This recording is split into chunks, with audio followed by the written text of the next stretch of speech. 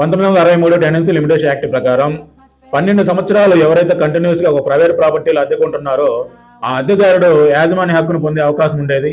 అలాగే పబ్లిక్ ప్రాపర్టీలో 30 సంవత్సరాలు కంటిన్యూగా అద్దెకి తీసుకుంటే వాళ్ళకి దాన్ని యాజమాన్య హక్కు పొందే అవకాశం ఉండేది.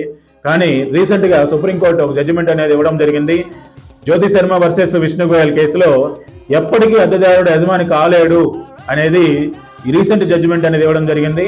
సో ఈ జడ్జిమెంట్ ప్రకారం మీరు ఆ లిమిటేషన్ యాక్ట్ లో కొన్ని చేంజెస్ చేయడం కూడా జరిగింది. సో ఎవరు కూడా దయచేసి అద్దెదారుడు యాజమాన్య హక్కును పొందే అవకాశం అనేది ఉండదు ఈ జడ్జిమెంట్ ప్రకారం. సో ఎందుకు చెప్తున్నానంటే, సో చాలా మంది ఈ మధ్య కాలంలో కూడా ఇంతకుముందు కూడా ఎక్కువ యజమానులు ఎక్కువ కాలం అంటే ఒకే ఇంట్లో అనేది రెంట్కి కూడా ఇవ్వరు. ఎందుకంటే ఈ లిమిటేషన్ యాక్ట్ వల్ల వాళ్ళు ఎప్పుడైనా సరే క్లెయిమ్ చేసుకోవచ్చనే అవకాశం ఉంటుంది కాబట్టి, సో అందువల్ల ఎవరు కూడా ఈ రెంట్కి ఇచ్చేటప్పుడు కొంతకాలం మాత్రం